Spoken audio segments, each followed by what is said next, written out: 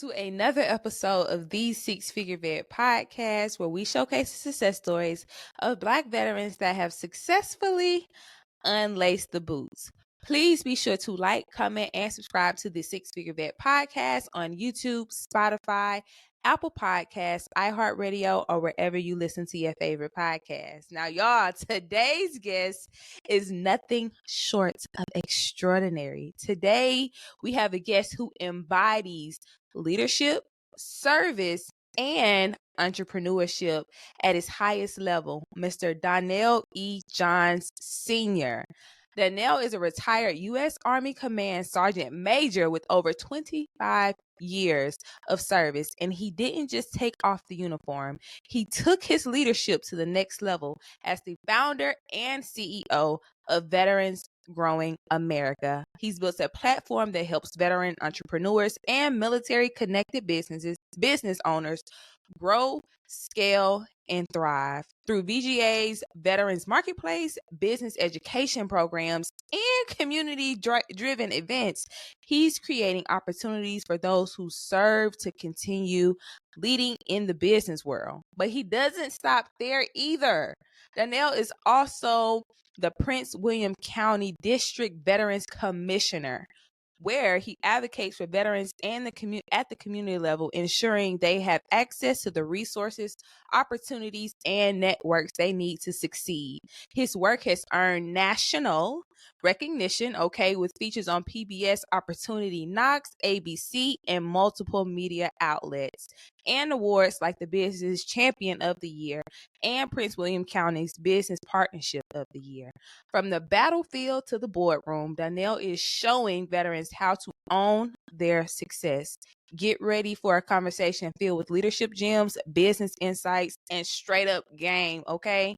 Let's give a warm six-figure welcome to Mr. Donnell Sr. Welcome. Hey, I'm happy to be here. I don't know who that guy that you were talking about, but that sounded really good. Listen, he had a lot going on, didn't he? Wow. So I like to start off every single episode with doing a mental health check-in. So how are you today? I'm doing fantastic. I am what I say I am. And so I start off my day with, telling myself how great my day is going to be. Mm-hmm. And, I love to be positive about everything. Yes. I'm in charge of my success. And so I utilize my mind to tell me exactly how excellent everything is going to be. How did you get to that point? Have you always had that outlook on just like, okay, today I'm going to decide what type of day this is and I'm going to be the director of my future? Have you always kind of had that mindset, or did it take a little fine tuning to get to where you are now with that mindset? A little bit of both, right? Because I would be lying to say I don't have bad days. But at the same time, it took some time to work up to that point. Yeah. I realized after a struggle that I went through that I wasn't my mistakes. Mm. And once I realized that I wasn't my mistakes, I was able to take ownership and seize the moments that were ahead of me and not the ones that were behind me. I couldn't do anything about those. Yeah. And so once I understood that, and I realized that thoughts become things, mm-hmm. I don't want my thoughts to be demons, so I want my thoughts to be amazing. And so once I made that decision, I go throughout my day just like that. Yeah. It is so important not to attach our identity to our negative choices, because we're human and we're going to mess up.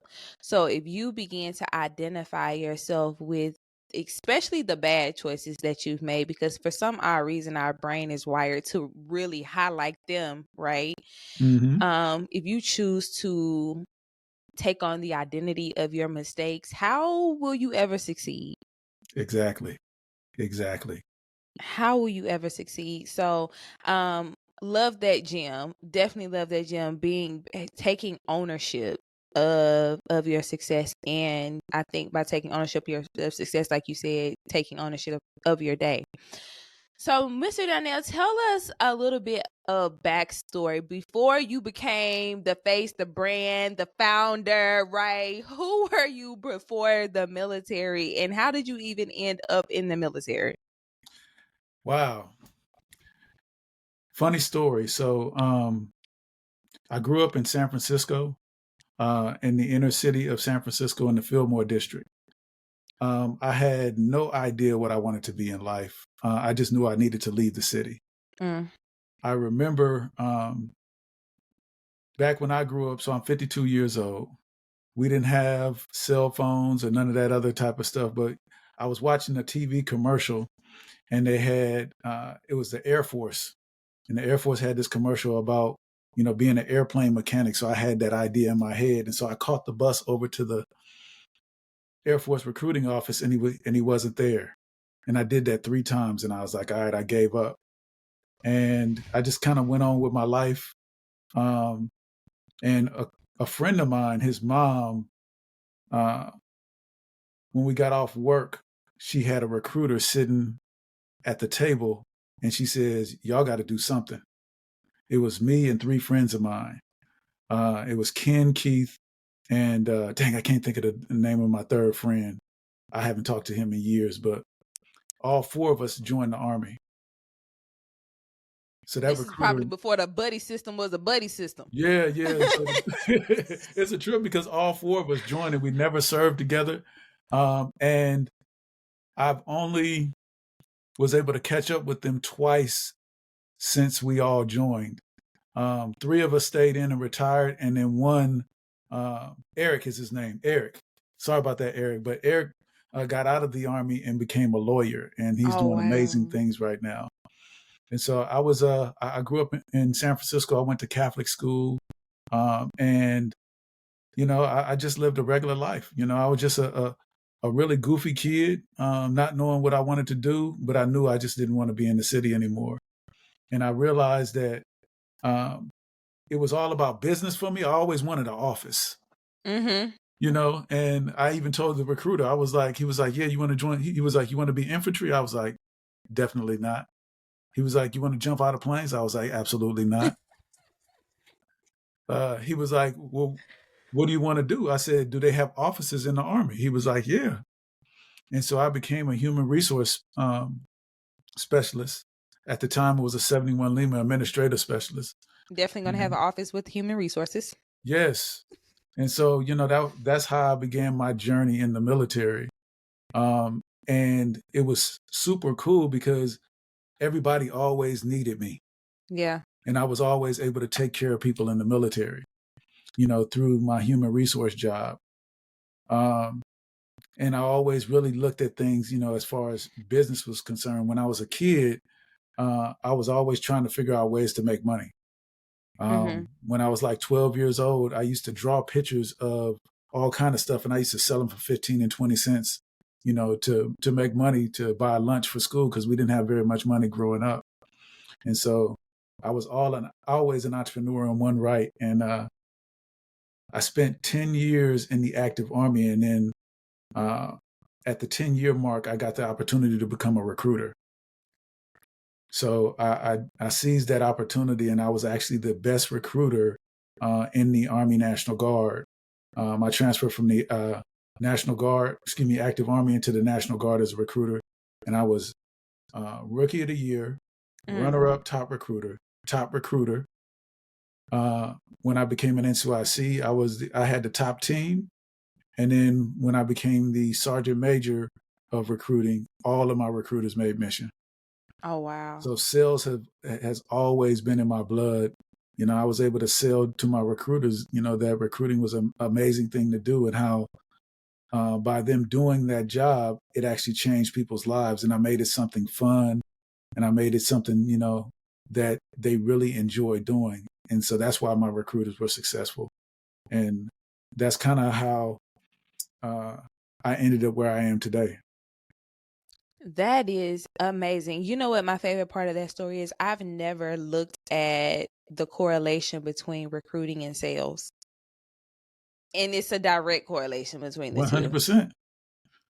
If you can sell someone on joining the military, basically saying that they would die for their country, you Mm-hmm. can sell anything, Yeah. you know? And to me, growing up in San Francisco in the inner city, I didn't see the die for your country. What I saw was the opportunity that the military offered. Um, I didn't see, I felt safer in the military than I did when I was in San Francisco. That makes a lot of sense. And when I saw the opportunity, be able to buy a house, with zero down, free health care, they're going to feed me all 3 meals. They're going to pay me to go to work. I got paid to talk to people about something that I love. I got paid to show people how the military can change their lives. Mm-hmm. Um, this was an opportunity that most people don't get in a lifetime. But if you change your perspective and see all of the benefits that the military has to offer, it can change your life. Yes. You can leave the military if you handle your money correctly uh, as a millionaire. You don't have to pay for anything, especially as a young soldier. They feed you 3 times a day, so that money that you have, you can invest it.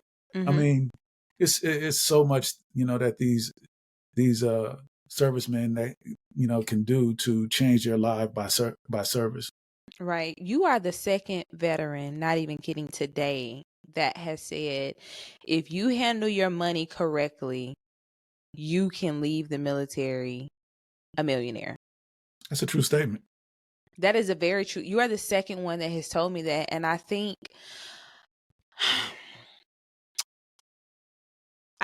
that there needs to be more conversations geared towards younger service members about what to do, because most of the time we're coming straight out of high school. We coming from Hmm. our mama house to the military. It's a direct line, and we don't know what to do with this money. They don't know what to do. They just like, I'm getting paid. And a lot of us, the military, especially in the African American community, it's a way out. So there's probably not a lot of financial literate conversations being had Hmm. in the home. So we blowing money fast. Yeah. We getting it and we spending it up. Oh man, I remember blowing money fast. I remember when I got out of I went from basic training, job training to Desert Storm, and so for 9 months I was deployed. That means I couldn't spend money for 9 months. I came back with a pocket full of money. Of course. And it was probably burning Oh a my hole goodness. in you. Woo! I remember all of the parties. Burning a hole in your pocket. Like, I Man, can't wait to spend this. ooh wee! I bought me a Jetta, put me some stars on it. Look, if I only would have known. Right, right. But we're definitely, I definitely think that there should be and will be more conversations around, financial literacy and financial responsibility and competency as it relates to younger service members. So you have gone through this journey in the military. You leave San Francisco, you do 10 years active duty. Now you're on the National Guard side recruiting, and you achieve all the successes there. And so now you're at this 25-year mark, and it's like, okay, it's time to make a move. What was that like? First of all, was Veterans Growing in America always deployed, always the plan after leaving the military? Absolutely not.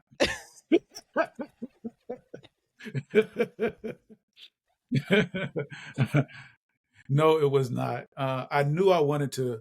I knew I wanted to build a community. Right. Mm-hmm. I didn't know what that community looked like. I kind of had an idea. Um, my first thing that I wanted to do was I started a leadership consulting firm, and it was really about a conversation that I had with my mom. My mom was working at Safeway, and she had all of these young people that she worked for. She was a cashier for almost 40 plus years. And all the people that she worked for were terrible. They didn't know how to lead anything. And so I said that I was going to build an organization to teach people how to lead and have people really respect, their leadership in a way that they would love to go to work every day. Mm-hmm. And so that was my first business. It was called a Vision Worldwide leadership consulting firm, where we build, the leaders that you would love to work with. Okay. I did very well with that. I was training people. Number one, I trained the FDA. I trained OPM. I trained Lockheed Martin. Oh, I wow. trained the Army National Guard. Um, I went all over, doing that training, but it wasn't fulfilling to me because I was doing it by myself. And I'm used to having a team around me. I was used to um, really delegating certain things. When you're in business, you got to be everybody. I was the marketing person. Oh, I was the salesperson. yes. You cold calling, cold pitching, emailing. Yeah, it was all of that. And so I got to see a side of myself that I didn't like. I got to fail in positions that I shouldn't have even been doing. Yeah. I had to be my own human resource person. Mm. I had to be it all. And so at that time, it was kind of depressing, like doing all of the things that I wasn't good at. And I didn't know about the different tools that were out there where I could hire somebody for $4 an hour as I'm getting started. I didn't know about any of these things.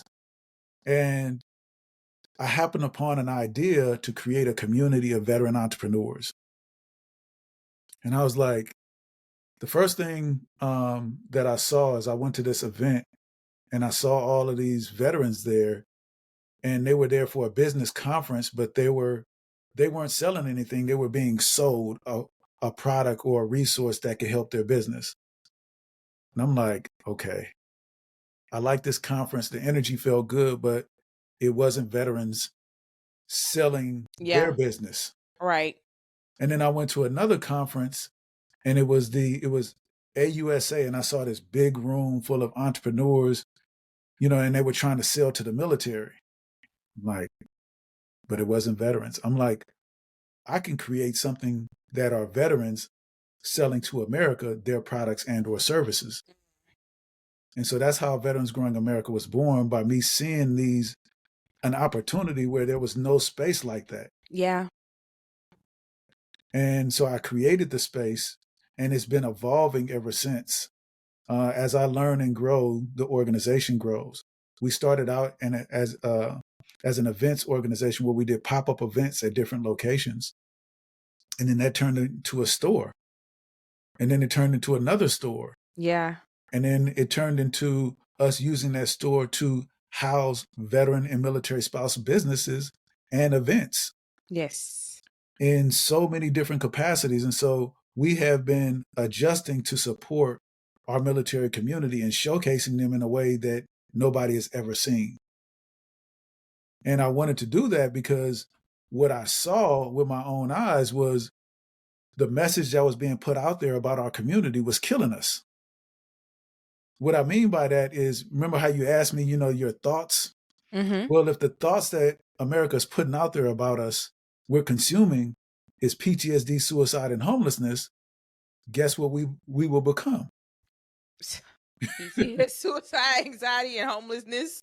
And Because that's so what it looks like. But when you think of veteran, America tries to equate that to poverty almost. Mm-hmm. Not prosperity. Exactly. Like needy. Exactly. Yeah. I was on a networking call, and I'm thinking, I'm gonna meet other business owners and they're gonna connect me with all kind of people. And they was like, yeah, so tell me a little bit about you. I said, I just got out of the military. They said, oh, we're gonna put you in the disabled group. I was like, what? Why would you do that? And she was like, well, you guys, y'all We just need help. assumed. Right. And so I'm like, okay, the messaging has to change. Yes. And so people need to know that organizations like Chick-fil-A started by a veteran, Walmart started by a veteran, Nike started by a veteran, UPS started by a veteran. All of these Fortune 500 companies were started by veterans, but we're not telling that story. Nope. We're selling, help out this veteran, donate this money to help them with PTSD, suicide, and homelessness. Mm-hmm. And we wondering why they're not getting jobs. Right. Because we're They don't selling think they're ourselves. competent Right. or Even stable. and even veterans walk up to me and they be like, "Yeah, I'm a disabled veteran," like that's a badge. Like, why are you telling me that? That's something that you could put on an application somewhere, Right. you But that's not know? a marketing tool. It Right, shouldn't be yeah. a marketing tool. It's not a marketing tool, and I don't even if someone believes it's a marketing tool, it's not. I can understand that they're gonna set aside jobs for excuse me, business for us because of that. Right. But you don't wear it on your shirt like a Superman badge. It's not that. Yes. You're absolutely correct. I think knowing when to use that, like you said, set asides. A lot of people don't know about set asides, but what a set aside is like 8 programs through the government, funding like that. So knowing how to strategically, yes, if you are a disabled veteran, there are things out there for you that could help you or help your business, but it's not a marketing strategy. That shouldn't be a part of your elevator pitch. Mm-hmm. Like what should be a part of your elevator pitch, especially in rooms where you are networking, is what you can do, the services that you provide, and the how you offer value. Those are the things that we should be talking about. Bingo. Not I'm a disabled veteran, right? No. Now, when it comes to those 8A program funding, that's a different conversation. But that's something else that that needs to be discussed as well, is changing the narrative around the word veteran. Like Yes. it's we're not needy. I know a lot of wealthy veterans. I know a lot of extremely smart and business savvy veterans. So the fact that VGA is being a part of trailblazing, changing the narrative around veteran and what it looks like is just amazing. So how do veterans contribute to the growth of America? So that's very simple. Um, Number one, you got to have an idea. You got to be able to think outside the box and figure out, how you solve problems. Mm-hmm. Because every business should solve some sort of problem. Yes. Even a clothing item can solve a problem. You just got to figure out what that is. We wear clothes all the time, and like I love Jordans, right? Love them. That's part of my problem. But when I put those on, it reminds me the greatest basketball player in the world wore these shoes. And so that's a part of me saying that I'm great. And so that's what I want, these veterans to realize is you're put on this earth to provide a gift to the world, and whatever that gift is can provide prosperity in your life. And so through that, um, you need a community around you to be able to help you through the ups and downs of entrepreneurship, to help you grow. And that's why people, become members of Veterans Growing America and become a part of what we do, is because they want to be a part of something bigger than themselves, like the military, Mm-hmm. and a community that will uplift them and help them through those times that, you know, suck when it comes to entrepreneurship. Or they may have an idea, they may have um, a resource that can help you out. You can collaborate with our entrepreneurs. There's so many different ways that we have come together as an organization and as a people to be able to showcase and grow our business. I mean, look at us talking right now. This will lift us both up. Right. You telling my story and me telling my story on your platform. People that I know will see you, and people that you know will see me, and they will Google us and try to figure out how they could be down. Right. Exactly. Exactly. Danielle, what is since you have been working, or since you founded Veterans Growing America, you probably have been like firsthand watching veterans either develop businesses or watching them get businesses off the ground. What are some of the biggest challenges you see veteran owned businesses face when they're in the developmental phases of starting their businesses? They quit. Oh, let's talk about that. So some people, if they don't see success right away, they're like, this is not working, it's too hard, and they quit. Sometimes you need to pay attention to those customers that walk in the door and uh, that one person that shops with you, right? Mm-hmm. And that does business with you can change your life. You just got to treat that one customer right. They want 50 customers at a time, and God will have it set up to where if you're not able to handle it, you're not going to get it. You're not gonna get it. You're not gonna. you He know, is not going to give you more than you can handle, and sometimes we think we can handle a whole lot in the beginning. right? Like, what $1 million at? I've been in this 2 months. You ain't ready for that yet. That's why you ain't got that yet. Okay. Now you got to have some skin in the game, and it's kind of like entrepreneurship is kind of like skateboarding, right? I don't know if you ever skateboarded before, but I'm sure you've seen people skateboarding. I tried. I quit because I failed.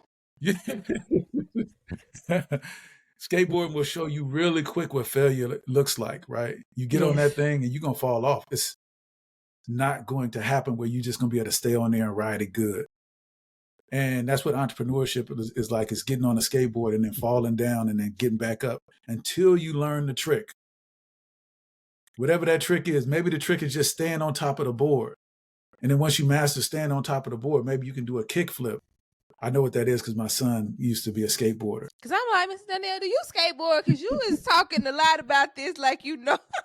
No, my son used to skateboard, and so just watching him and his resilience when it came to skateboarding reminded me a lot about entrepreneurship because you fall down a lot and you learn a lot, but as long as you get back up, you're gonna be all right.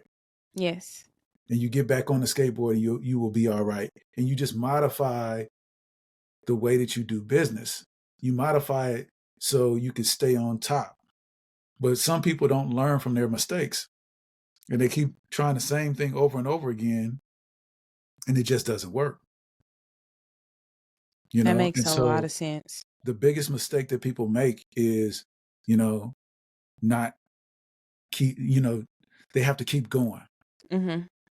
The second thing is they got to start asking for money before they need money. Yes. Because business requires funding. Mm-hmm. And you are going to have to fund your business. You have to fund your dream before your dream funds you. Yes. I don't care what you sell, it's going to cost you. If you do business with the government, it's going to cost you. Mm-hmm. I have friends that have mortgaged their house and taken out money out of their house to pay their employees because they haven't got paid from the government yet. And so if you're not willing Government contracts, you do not get the money up front. you paying the government to work for them until they pay you. And and there's a lot of gurus out here, and this is not to deter any veteran owned, black owned, minority owned, woman owned business away from working with the government, because there is a lot of money in government contracting, but there's a false narrative going around here where it's like, get a government contract and get 60 and you can be six figures in X, Y, and Z, or get $1 million contract. You have to pay your employees before, and the government, sometimes it's 60, 90, 120 days into this contract that you're required to show up for work before you get paid. So that is not true. I am so happy you brought that up so we could debunk that lie. Not even a myth, that is a lie. You have to pay them people. Yes. You have to pay, and you got to show up. Like you said, you got to show up to work, and you got to do an amazing job so you can get spectacular. Right. Because sometimes they only pay you 5 years. You may be on a contract for 5 years, and you got to prove that you can do more business with the government. Or maybe 4 in the optional. That 5th year, maybe we gonna see. Right. Right. And so you got to perform. Yes. So no matter what type of business that you're in, you're going to have to put some skin in the game. You have to invest in your business. You're going to have to invest in yourself. And so figure out how to get your credit score as high as possible, so the amount of money that you borrow will cost you less. Yes. So when you do get your money back, you're not paying too much in interest. Mm-hmm. but you will have to invest in your business, Yes. period. Very much so. So what does, and I'm happy that you brought, business funding up, because I feel like that's also a topic when we are talking about entrepreneurship that kind of goes to the wayside. Business funding and just being financially stable within your business starting out. What does that look like for you? And with the veterans that that work with VGA, how are you kind of helping and guiding them kind of learn what that looks like, business funding and being financially stable within their business, especially during the beginning phases? Because yes, it's important to have that dream, but a lot of times it's like, okay, so how I get up off the ground? Right. And so um, we create partnerships with different organizations. So Navy Federal Credit Union is a great credit union, and they have a lot of great programs. Also, grants are your friend. You know, um, applying for as many grants as possible that are out there. Just put your name in. The other day we applied for one. They put it back out there, which means that they didn't get enough applications, which means that the next time that they put it out, hopefully my name is at the top, that we get this next grant Yep. for X number of dollars. You know, understanding the difference between a bank and an FDIC, Mm-hmm. and being a part of a um, a credit union that you're a member of, where it's their job to work for you to help you get money. Yeah. So there are several different ways that you can find funding and fund your business. Also, a job, right? A job is a great way to fund your business. Let your 9 to 5 fund you out of work. Look, I would say make your job your business partner. That's good. Can I steal that? Yes, you can. It's yours. It's yours. But Ray said I said that's what she said. And so a job can be your business partner, and you can work on these things. You got 24 hours in a day. You can get him 8, you can get yourself 8, and you can sleep 8. So allow that job to be your business partner. That's a great source of funding, and you'll have a check coming in. You know when it's coming in, and use part of it to pay your bills, and the other part to, guess what? Fund Pay your your business. business. Exactly. Exactly. I love that. And that's realistic. I think that this is very realistic, especially with how easy that, where social media and different things are trying to make things look like building a business. It is a walk of faith. Yes, It is a walk of faith to build and fund businesses, right? So as a vet, do you think that veteran owned businesses are in a better position to scale versus a regular entrepreneur? absolutely. Why? Talk to us why. Absolutely. Y'all, I'm So, charging for this episode, by the way, because these are gems. so we have organizations out there, to include your state, that have offices dedicated to your success. Your state has an office that will help you get funding. They will help train you. They will help mentor you. They got these things called SBDCs. Look that up. I can't remember what the acronym mean, but look that up. They got veteran business outreach centers that will help you through the whole process, and then they will help build you a marketing plan and do videos on you. All of this stuff for free. The VA has a program that will help you. They will actually fund your business for you if you know how to ask for it right. Mm-hmm. There are so many different programs out there to help our community. The issue is that they don't publicize this information. But if you Google it and know what to Google, or become a part of an organization that has access to these resources, Like Veterans Growing America. what she said, we'll help you find those resources. That way you're on top of the game. We are just, as an organization, Veterans Growing America is about to build a partnership with a organization, I'm not going to even say the name of the college because we haven't signed it yet, but they're going to build a 7-month program that you can be working on your business, and getting the education at the same time and coaching at the same time. So at the end of that 7 months, your business will be at a place far above your peers that start out that are civilians. Oh, that is so amazing. That is so amazing. And those are the programs that we need as veteran-owned businesses and that need to be highlighted, right? But you got to know where to go. And that leads me into my next question, networking.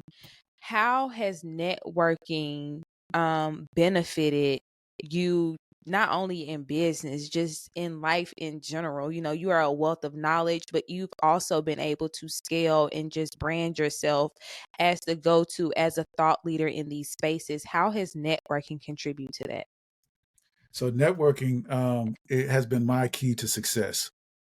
Um, so when I left the military, I didn't know anybody. When I say anybody, I didn't know anybody outside of uniform. Other than people that wore a uniform, I didn't know anyone. Yeah. And so I had to build a network. Mm. How did you And do that? How did you do that? so here's the secret sauce. If you help people get what they want, they will help you get what you want. Okay. So that's number one. And what I did was I found business owners and I gave them a platform to be able to tell their story, Kind of like like a you're doing, six-figure base. like you're doing right here. And through that, uh, they figured out what I needed and helped me and open doors to what I needed.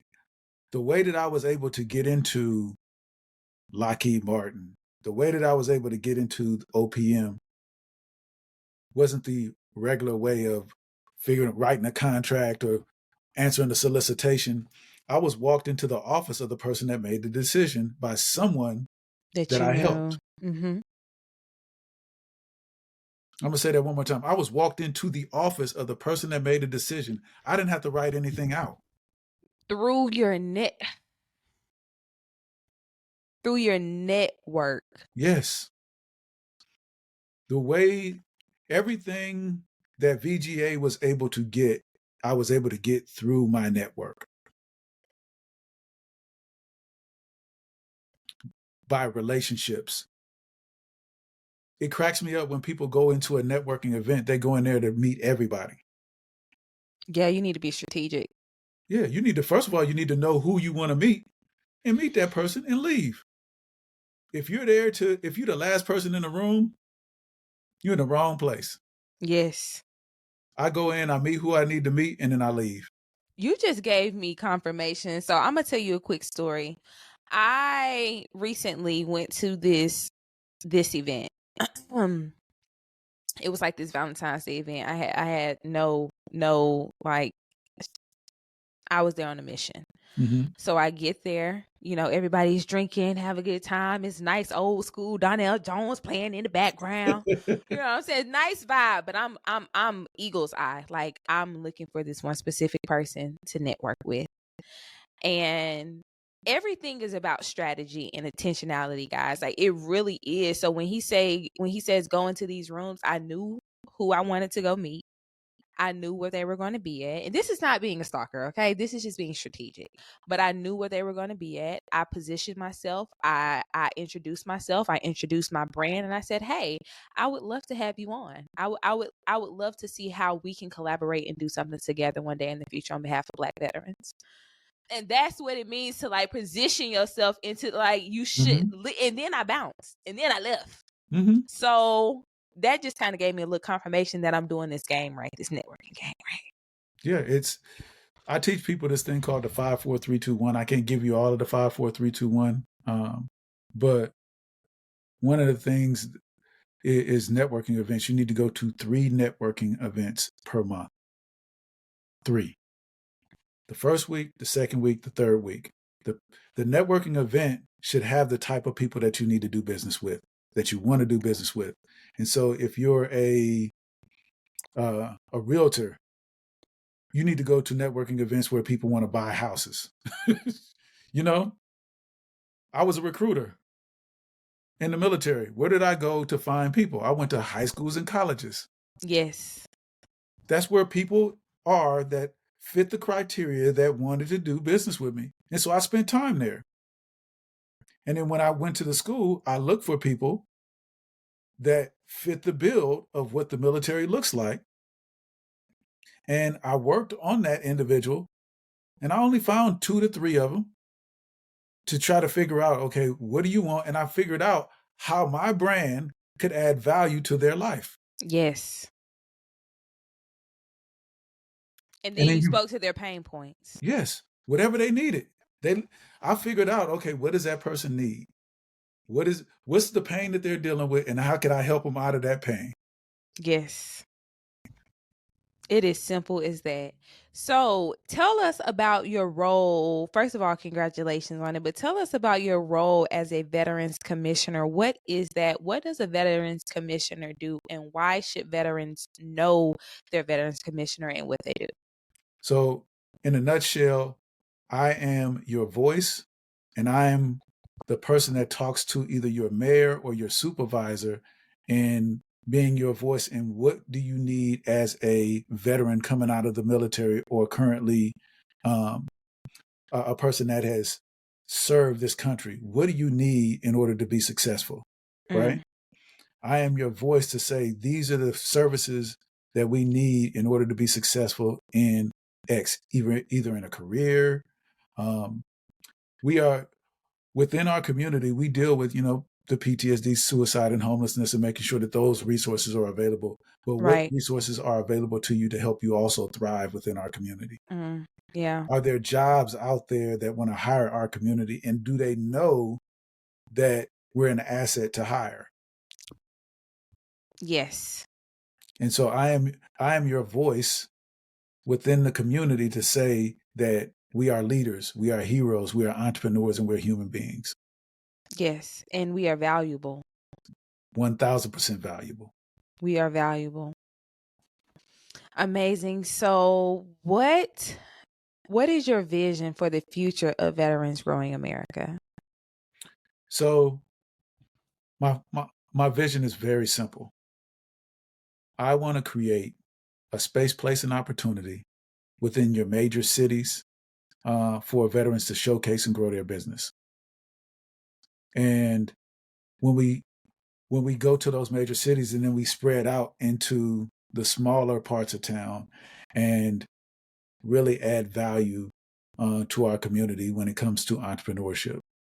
I could see mom and pop stores owned by us, right? I could also see, the Fortune 500 companies with Veterans Growing America. We would be that Fortune 500 company with Veterans Growing America on the outside of it, and you Yes. going in there and shopping military spouse and veteran owned businesses. Yes. And so that's where I see our organization. It's pretty cool. I wish I could show people pictures of our current store. So our store, I got to speak to some kids today, and I really put something into perspective for myself. But I have a store that is across the street from Barnes and Noble. When I look right out the door, Barnes and Noble is right there. When I look to the right of my store, it's DSW. When I look to the left of my store, it's Starbucks. And then if I look to the left a little bit more, it's an Apple store. Mm-hmm. So my logo is right next to Fortune 500 companies. Yes. So that means your company will be the next Fortune 500 company. You said it here first. That's exactly what that means. We are positioned to be a Fortune 500 company that supports our community.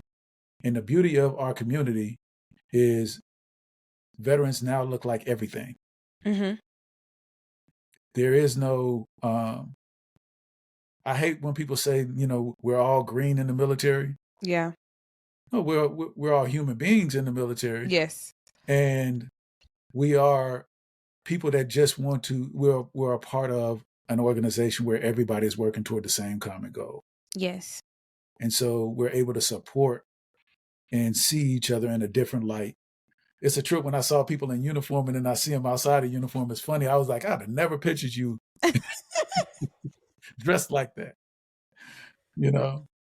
But it's super cool to see that we're all, different individuals, but I'm able to showcase people because people don't know what veterans look like. They have no idea that you and I look like, that we're veterans. Right. Yeah. I think that the veterans and active duty service members, just anything pertaining to the military, has been given one universal face. And Mm-hmm. I love that there are platforms now that are coming out saying, hey, no, it doesn't just look like that. It also looks like me. It also sounds like me. It also has my culture embedded in that uniform as well. Absolutely. And I think companies and platforms and brands like Veterans Growing America and Six Figure Vet is definitely changing the trajectory of how service members and veterans will be seen in the near future, not even in the far future. Absolutely. So this has been amazing. I want to take some time to just give you your flowers. You are an inspiration to many. What you're doing for veterans, veteran owned businesses, veteran connected businesses, military connected businesses.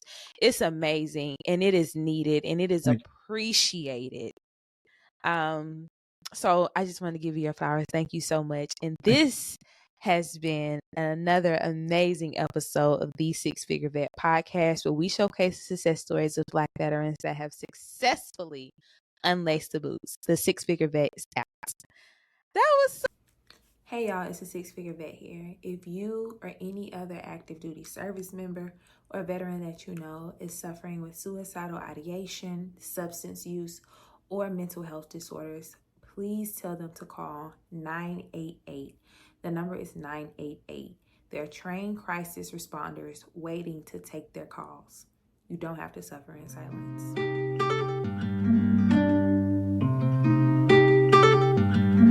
Quantum